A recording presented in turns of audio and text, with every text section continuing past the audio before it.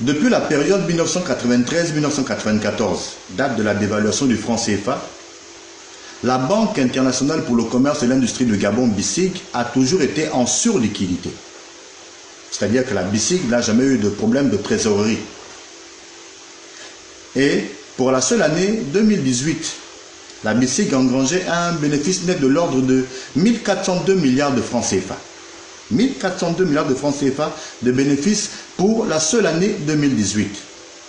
À partir de ce moment, la question que l'on pourrait se poser est simplement celle de savoir quel était l'intérêt ayant motivé les autorités gabonaises sous le régime émergent d'Ali Bongo pour vendre une banque qui depuis 1993-1994 est en surliquidité et qui pour la seule année 2018 a eu 1402 milliards de bénéfices. Quel était donc l'intérêt de vendre une telle banque pour seulement 30 milliards?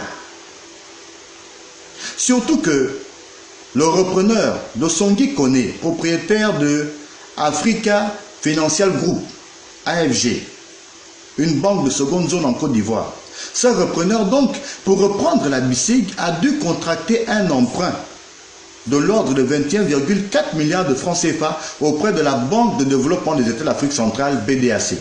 Et le reste d'argent pour faire les 30 milliards a été obtenu via d'autres micmacs.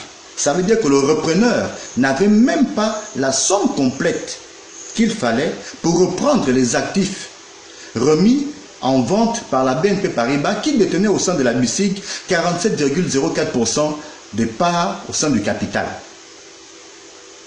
Quel était donc l'intérêt de engranger une telle opération, d'engager une telle opération de revente des actifs de la BICIG à une banque de seconde zone? Parce que quand vous prenez le classement des 30 meilleures banques africaines, vous ne verrez nulle part AFG, le fameux de Songui Kone. Vous trouverez même une banque telle que la BICIG, mais vous ne trouverez AFG nulle part. C'est tant que l'idée était de faire de la BICIG une banque de renommée beaucoup plus prépondérante à l'international. On aurait pu certainement peut-être viser de s'adjoindre ou du moins de signer un partenariat avec les banques sud-africaines qui sont le fleuron en la matière sur le continent africain.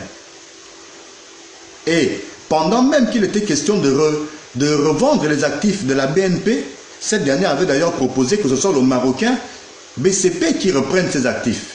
L'État gabonais s'y est opposé, puisque l'une des pierres d'achoppement entre l'État gabonais et la BNP Paribas était que l'État gabonais, disait-on à l'époque, sur le régime émergent d'Ali Bongo, l'État gabonais, disait-on donc, voulait avoir une part plus importante dans le capital de la BICIG.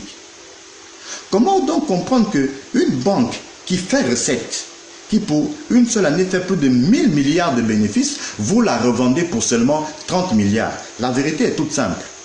Celui qui s'est chargé de revendre la BICIG, c'est un certain Hakim Daouda, patron du Fonds gabonais d'investissement stratégique FGIS, qui en réalité avait été créé et dénommé Fonds pour les générations futures sous feu Omar Bongo. C'était de l'argent qui était mis de côté pour les générations futures, mais de l'argent qui a donc été dilapidé par les émergents. Parce que quand Ali Bongo arrive au pouvoir en 2009, il manifeste tout de suite son appétence pour l'argent. Tout ce qu'il y a de niche d'argent au Gabon est dilapidé. Mais on n'a jamais vu à quoi a servi tout cet argent. Et le fameux fonds gabonais d'investissement stratégique, on se demande d'ailleurs de quel investissement stratégique s'agit-il, puisqu'on n'en a jamais vu la couleur. Par contre, ce qu'Hakim Daouda s'est empressé de faire à la tête du FGIS, c'est de noyauter tout le directoire de cette structure par une surpopulation de sujets expatriés. L'effet ricochet est qu'au niveau de la BICIG aujourd'hui, qui est actuellement dirigée par un certain Béné Samari, sujet ivoirien lui aussi, mais il y a notamment un taux préférentiel d'embauche pour les sujets expatriés. Vous prenez l'exemple de deux étudiants, l'un est gabonais, l'autre expatrié, deux étudiants, deux stagiaires, mais le stagiaire expatrié n'a même pas fini son stage que tout de suite il est embauché, tandis que le stagiaire gabonais va être envoyé balader. Et les employés se plaignent pratiquement de tout. Les conditions de travail sont exécrables et la qualité de service s'en ressent aussi puisqu'elle également est exécrable.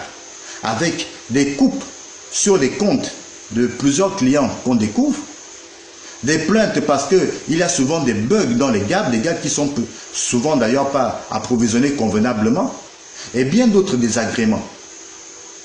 Plusieurs fois, les employés sont montés au créneau pour interpeller la direction générale qui est demeurée silencieuse, muette comme une cape, j'aurais pu dire de lambe arénée. Voilà donc la situation de la BICIG aujourd'hui.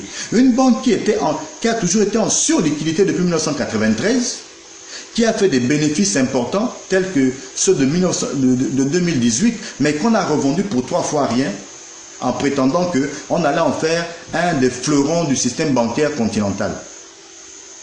Et qui aujourd'hui se retrouve dans un véritable bourbier, pour ne pas parler de marasme. Quel était donc l'intérêt?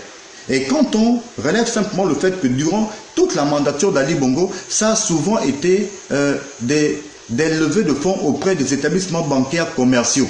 Alors qu'un État digne de ce nom n'emprunte pas d'argent auprès d'une banque commerciale, mais auprès d'établissements bancaires de financement de projets, tels que la Banque de développement des États de l'Afrique centrale, BDAC, tels que la Banque africaine de développement, BAD, tels que le FMI, tels que la Banque mondiale et bien d'autres institutions financières internationales qui prêtent de l'argent aux États pour des projets d'investissement. L'argent ayant servi à la vente des actifs de la BICIG à Dosongi Kone a certainement pris une autre direction. C'est donc le lieu d'interpeller les autorités du CTRI afin de se pencher sur le cas de la BICIG. Il faut tout faire pour reprendre la BICIG, rembourser les 30 milliards qu'a emprunté Sieur Dosongi Kone pour le rachat de la BICIG et rendre à cette banque, qui est un fleuron national, ses lettres de noblesse, son lustre d'antan. On ne peut pas comprendre qu'une banque de cette envergure ait pu avoir été bradée. Ce n'est pas normal. Surtout qu'aujourd'hui, les résultats ne sont pas satisfaisants, aussi bien pour les salariés que pour la clientèle. Très bien, on avance.